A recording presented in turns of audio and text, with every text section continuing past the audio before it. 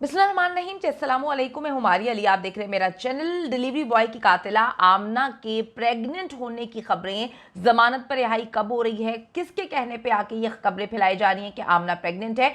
मेरे शौहर ने तो मुझे 3 साल से हाथ ही नहीं लगाया, तो फिर ये बच्चा कहाँ से आ गया। ये खबर जी बहुत सारे जर्नलिस्ट इसको जो है वो आकर बोल सकते हैं। खवातीन जर्नलिस्ट के साथ आमना ने ये बात शेयर की है कि बच्ची होने के बाद, आखिरी बच्चा पैदा होने के बाद मेरे शौहर के साथ ताल्लुकात बिल्कुल अच्छे नहीं हैं, हमने एक दूसरे को हाथ भी नहीं लगाया। तो फिर ये प्रेग्नेंट होने की खबरें जो है वो क्यों फैलाई जा रही हैं। एक औरत ने 2 मर्दों की जिंदगी मुकम्मल तौर पर तबाह कर दी। एक को जिंदा जलाकर मरवा दिया गया, दूसरे को जेल पहुंचा दिया गया और खुद अब आज़ाद होने जा रही है। और ये जो प्रेग्नेंट की कहानी किसके कहने पे सुनाई जा रही है, क्या कोई चेकअप हुआ है, क्या जो है किसी वकील ने मशवरा दिया है। पापा मुझे मामा जो है ट्यूशन से लेने के लिए डिलीवरी वाले अंकल के हाथ जो है वो लेने आती थी, उनके साथ भिजवाया भी करती थी। फरहान की बेटी ने मुलाकात करके अपनी अम्मा जी की हकीकत जो है वो अब्बा जी के सामने खोल दी है। बड़े प्रॉब्लम्स होते हैं जब हम अपने बच्चों के साथ कनेक्टेड नहीं होते और ज़्यादातर अब्बा जो है वो बाहर मुंह मारने के शौकीन होते हैं, तो अम्मा बच्चों को अपनी मर्जी के मुताबिक पट्टियाँ पढ़ाती रहती हैं। अब जी आमना की जो बच्चों के साथ ताल्लुकात हैं वो इतने अरसे से जो है वो मुलाकात ही नहीं हो पाई, तो अब बच्चे जो है वो मामलात खोल रहे हैं। बेटी जो है उसकी 8-9 साल की है, वो बता रही है कि ये मामलात थे, घर पे कौन आता था। डिलीवरी बॉय की रईस की कातिला आमना ने तमाम सबूत मिटा दिए।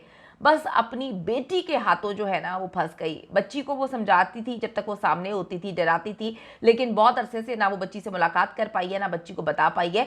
इस मकान लूमड़ी ने चालाकी के साथ रईस के मोबाइल को अपने पास 1 हफ्ते रखा। तमाम मैसेजेस, चैट्स और जो भी सारी चीज़ें थी, वीडियोस भी थी, पिक्चर्स भी थी, इन सबको डिलीट किया और फिर जो है घर बुलाकर उसको मरवा दिया। मैं फिर आपको ये बताती चलूँ कि इसने इतनी खौफनाक मौत उस डिलीवरी बॉय को दी है जिसको फंसाकर इसने बोला था कि जी मेरी शादी नहीं हुई, मैं तुमसे शादी करना चाहती हूँ। जब इसके राज खुल गए थे कि 3 बच्चों की माँ है और इसका जो शौहर है वो भी हयात है, तो इसने रईस को कहानी सुनाई थी कि मेरा शौहर मुझे मारता पीटता है, ज़बरदस्ती मेरे साथ जो है रेप करता है और रेप करने के नतीजे में ये 3 अदद बच्चे पैदा हुए हैं। उसको ट्रैप किया, लेकिन उसको समझ आ गई थी कि भाई ये इसके साथ मामलात आगे नहीं चल सकते। उसने इसको बताए बगैर निकाह कर लिया। इस औरत ने, इस मक्कार घटिया औरत ने उसका बदला लेने के लिए रईस को खौफनाक मौत दिलवाई। मैं फिर ये कहती हूँ कि इंसान कुत्ता भी अपने घर में पाल लेना, उससे भी उनसियत हो जाती है। एक आदमी के साथ 6-7 महीने से, 6 महीने इसलिए मैं बोलती हूँ कि 6 महीने का तो रिकॉर्ड निकल आता है। अब इससे पहले कि कितने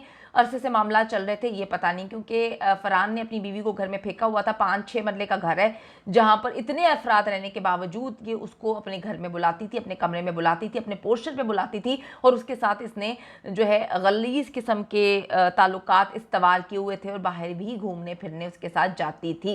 इस मकार लूमड़ी ने जी चालाकी के साथ ये मोबाइल वाला सारा काम कर लिया। घर साफ करके, लाश जलाकर मोबाइल इसके गायब कर दिए कि लोगों को लगे कि कभी ये पकड़े नहीं जा सकते। लेकिन कहते हैं ना कि अल्लाह की लाठी बेआवाज़ होती है। अल्लाह की पकड़ में ये लोग ऐसे आए कि अपने भी इसके खिलाफ हो गए हैं और आमना के झूठ जो है वो ख़त्म होने का नाम ही नहीं ले रहे। अगर आपने अभी तक चैनल को सब्सक्राइब नहीं किया तो सब्सक्राइब कर लीजिएगा, बेल के आइकन को क्लिक करेंगे तो जितनी भी वीडियोस आती हैं उसके नोटिफिकेशंस आपको मिलते रहेंगे।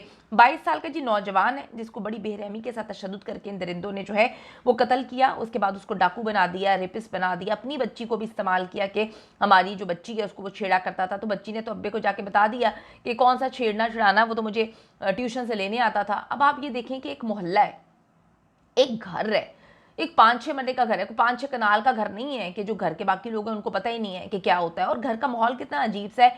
सास कहीं और रहती है, ससुर जो है उसी घर में रहता है। ससुर जो है वो आके उसको वीडियो कॉल पर और वीडियोस बनाता है कि किसको वाड़ा हुआ है कमरे में।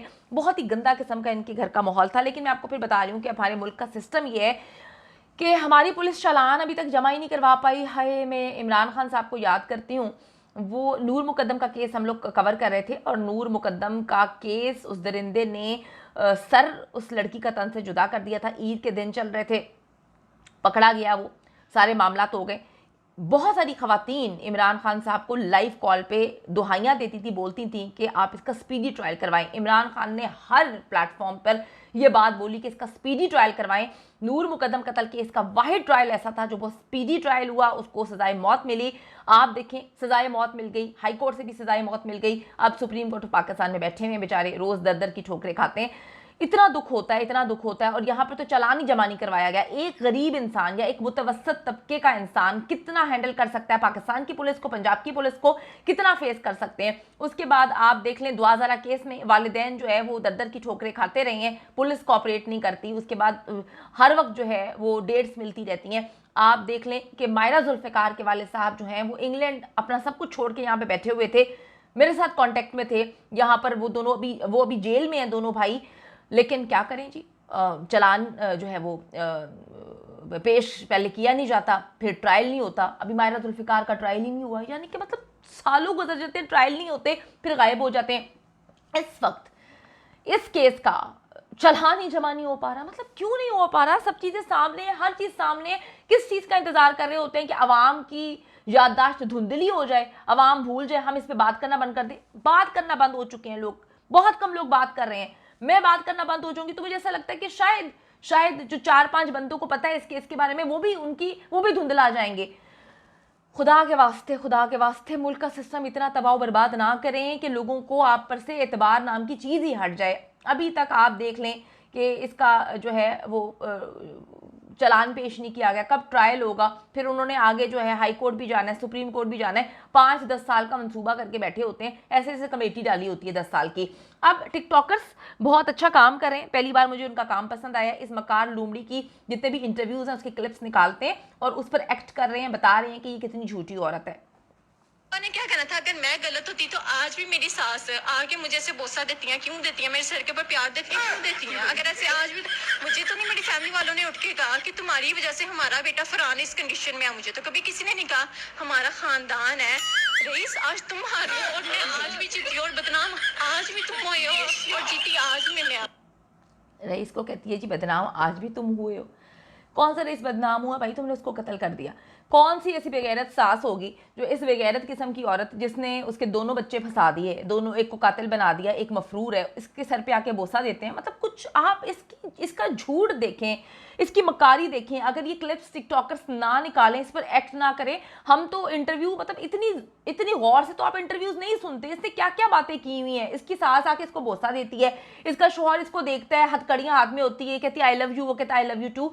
थूक नहीं रहे एक दूसरे के ऊपर, लेकिन ये झूठ बोले जा रही है। ऐसी कहानियां सुना सुना के इसने खुद को मजलूम साबित करने की कोशिश की है। फिर कहती है कि जी मेरा तो शौहर भी जालिम था, उसे मेरे में इंटरेस्ट नहीं था, वो बाहर मुंह मारा करता था, मुझे 3 साल से उसने हाथ नहीं लगाया। ये फीमेल जर्नलिस्ट जो इसका इंटरव्यू लेकर आई हुई है, इसने सारी कहानी उसको सुनाई हुई है। अगर ऐसा है तो फिर जेल में आमना के प्रेग्नेंट होने की जो है खबरें वो क्यों फैलाई जा रही हैं कि वो प्रेग्नेंट है? आमना जो है माँ बनने वाली है, उसे जल्द जमानत दो। कौन सी माँ बनने वाली है? वो कहती है मेरा शौहर मुझे हाथ नहीं लगाता था। अगर उसने जो है कत्ल किया है तो फिर वो माँ भी जेल में ही बनेगी अगर साबित हो जाता है। लेकिन पुलिस को आप देखें कि पुलिस अफसोसनाक अमल है, पुलिस चालान पेश नहीं कर रही। इसका नाम गायब करने की जो है तरीके ढूंढे जा रहे हैं, out of the court settlement के तरीके ढूंढे जा रहे हैं। पता चल चुका है कि अगली फैमिली जो है वो इतनी स्ट्रांग नहीं है, उनको डराने धमकाने की कोशिश की जा रही है। तो अब सवाल ये है कि ये बच्चे की कहानी कहाँ से सुना दी, अचानक से बच्चा कहाँ से आ गया? शौहर हाथ नहीं लगाता तो ये बच्चा किसका है? ये सवालात के जवाबात कौन देगा? क्यों इनके वकील और ये झूठी खबरें फैला रहे हैं? या अगर ये सच है तो फिर इस पर मैं अब क्या कमेंट करूं? हकीकत में जी आमना ने इतने झूठ बोले हैं कि उसकी फैमिली भी अब उस पर यकीन नहीं करती है। फरहान की बेटी ने भी डिलीवरी बॉय को पहचान लिया था और अपने बाप और दादा को बता दिया था कि ये अंकल तो मामा से मिलने आते थे घर, और एक बार तो मामा के साथ मुझे ट्यूशन भी लेने आए थे। आमना अपनी बेटी को ट्यूशन भेजकर जी रईस को घर बुलाया करती थी, और इसलिए जो है उसकी बेटी ने देखा भी हुआ है उसको कि अंकल जो है वो मुझे पता नहीं क्या डिलीवरी देने आते हैं। आमना के बाप की पूरी कोशिश है कि डिलीवरी बॉय की फैमिली से सुलह कर लें, आमना का नाम केस से हटा दिया जाए। लेकिन फरहान जो है उसकी फैमिली भी कोशिश कर रही है। मुझे समझ नहीं आ रही कि इतना प्रेशर डाल दिया हुआ है डिलीवरी बॉय की फैमिली पर। रईस के भाई का कहना है कि हम तो फरहान के भाई अरगमान को भी नहीं छोड़ेंगे। अल्लाह ताला जी इनको हिम्मत दे। अल्लाह के बाद मैं अगर कहती हूँ कि कोई मजलूम लोगों की हिम्मत है तो वो आप लोग ही हैं, क्योंकि आप लोग सही गलत की पहचान जानते हैं। आप लोगों को पता है कि अगर ये दरिंदा सिर्फ लोग बाहर आ जाते हैं तो किस तरह किसी को भी जला देंगे। चीफ जस्टिस ऑफ पाकिस्तान से अपील करती हूँ, इस केस का खुद नोटिस लीजिए। वज़ीर आला पंजाब से अपील करती हूँ, इसका नोटिस लीजिए सर, इसका नोटिस लें। खुदा के लिए इन दरिंदों को कैफरे किरदार तक पहुंचाएं। इन्होंने बहुत ही खौफनाक हॉरिबल क्राइम किया है। इन्होंने एक इंसान को जिंदा जलाया है। ये इंसानियत की तजलील है कि आप किसी की आंख निकाल दें, आप किसी के नाजुक अज़ा को प्लास्टिक खींचें, आप किसी की हड्डियां तोड़ दें, दांत तोड़ दें, उसका उसका उसके साथ बुरा तरीन सलूक करें और उसको फिर जिंदा जला दें। ये इंसानियत की तजलील है। कोई कितना बड़ा भी क्रिमिनल है, किसी इंसान को दूसरे इंसान के साथ ये सब कुछ करने का राइट नहीं है। आवाज़ बनते रहें और इन दरिंदों को कैफरे किरदार तक पहुंचाने में फैमिली की और मेरी मदद करें।